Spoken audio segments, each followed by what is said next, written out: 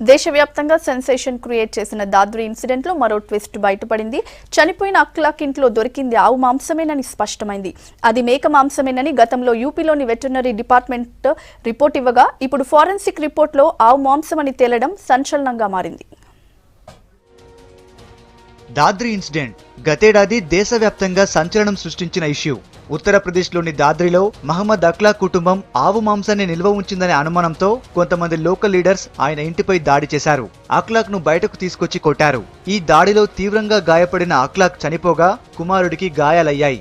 ఆ రోజు చనిపోయిన మహమ్మద్ అఖ్లాక్ ఇంట్లో దొరికింది ఆవు మాంసమేనని ఫోరెన్సిక్ నివేదికలో స్పష్టమైంది.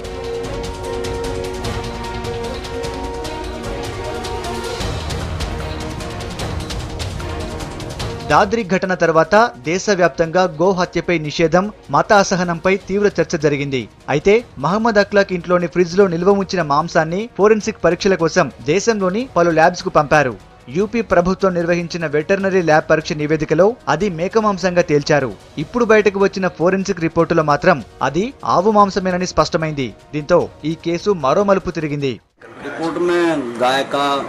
आया है या उसके वंश का, मतलब ये रिपोर्ट आई है मथुरा की जो वेटरनरी रिपोर्ट थी FSL की, उसमें गाय का मीट पाया गया।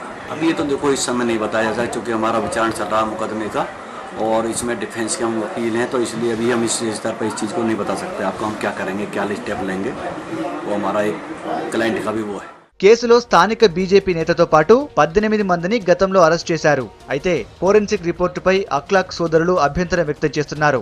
ఇదంతా రాజకీయమేనని తప్పుబట్టారు.